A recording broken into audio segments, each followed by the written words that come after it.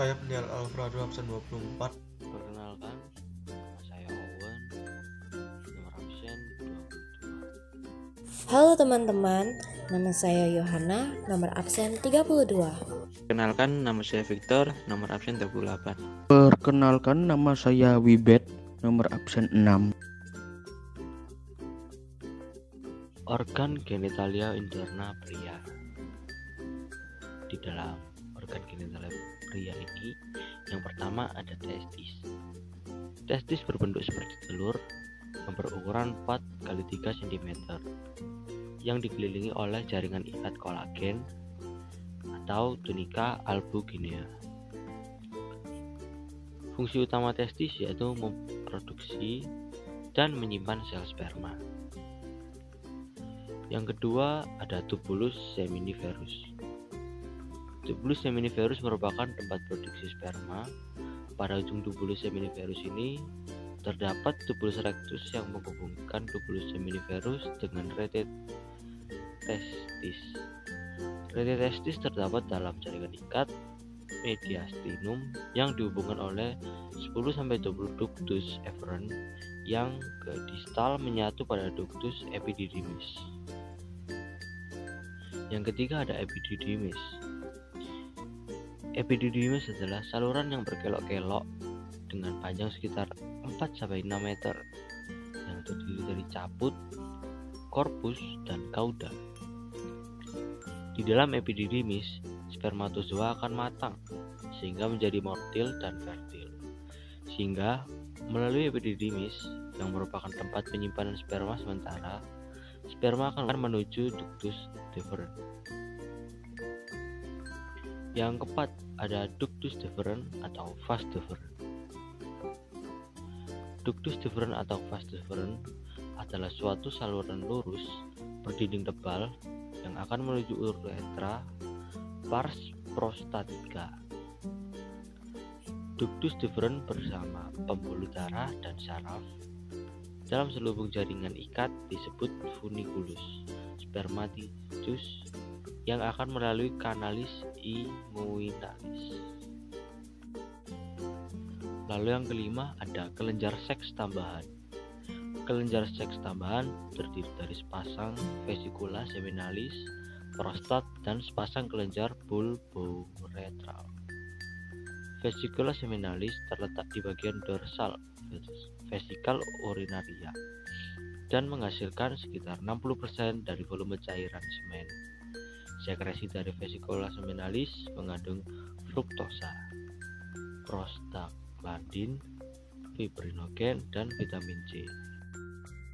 Fruktosa memiliki fungsi sebagai sumber energi primer untuk sperma, sedangkan prostaglandin memiliki fungsi merangsang kontraksi otot polos sehingga memudahkan transfer sperma saluran dari masing-masing vesikula.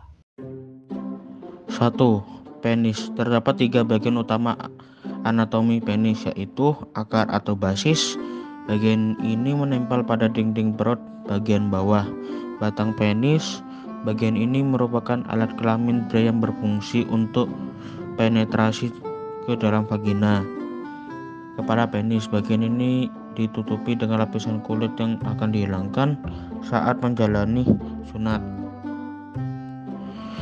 Pada ujung kepala penis terdapat lubang kecil yang merupakan bukaan dari saluran kemih. Bagian ini nantinya akan menjadi tempat keluarnya cairan dan urin.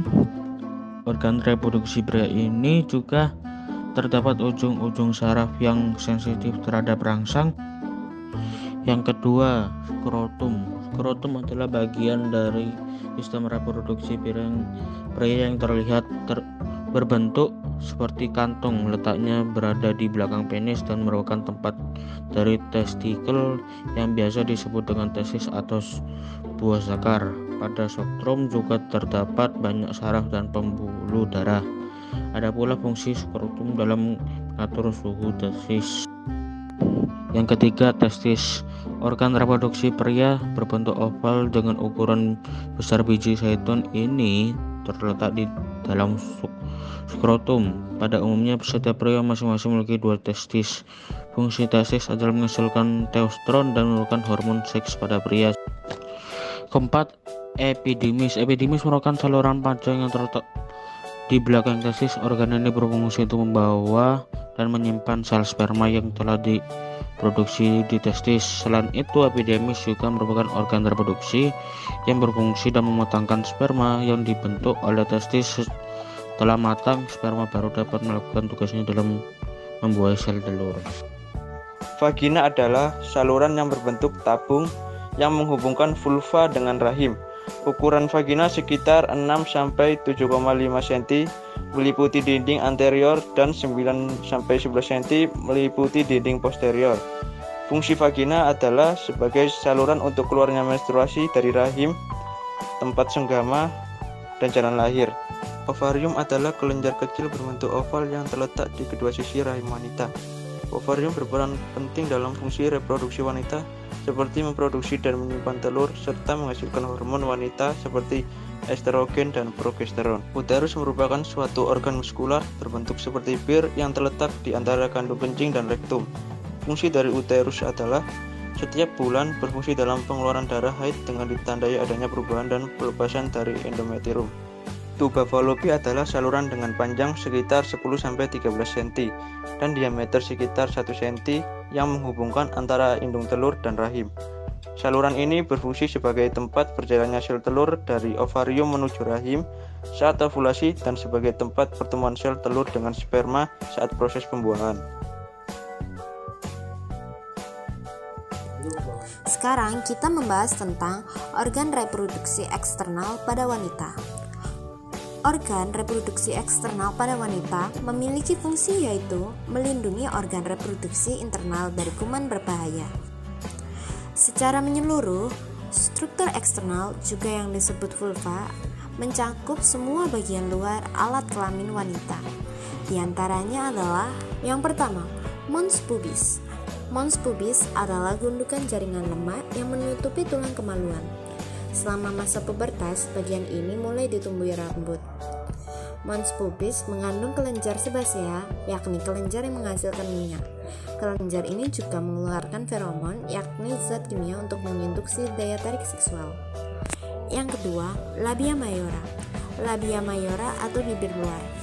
Lipatan kulit bertajam yang membungkus dan melindungi organ reproduksi eksternal lainnya. Bagian ini merupakan padanan skrotum pada pria.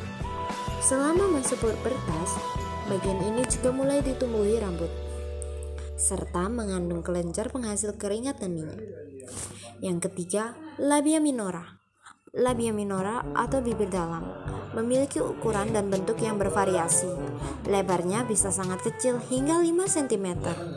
Labia minora terletak tepat di dalam labia mayora dan mengelilingi lubang vagina dan uretra. Kulit labia minora sangat halus sehingga mudah mengalami iritasi dan pembengkakan. Yang keempat, klitoris. Kedua bagian labia minora bertemu pada klitoris, yakni tonjolan kecil dan sensitif yang sepadan dengan penis pada pria. Organ ini sebetulnya kelenjar yang terbelah menjadi dua bagian dan membentang ke arah vagina di kedua sisinya. Kelenjar klitoris terdiri dari jaringan spons yang mengandung ribuan ujung saraf yang sangat sensitif terhadap stimulasi seksual dan dapat mengalami ereksi. Yang kelima, kelenjar Bartholin. Kelenjar Bartholin terletak di kedua sisi lubang vagina. Saat dirangsang, kelenjar Bartholin mengeluarkan cairan kental yang berfungsi sebagai pelumas saat berhubungan intim. Yang keenam, himen atau selaput darah. Tak semua wanita memiliki selaput darah.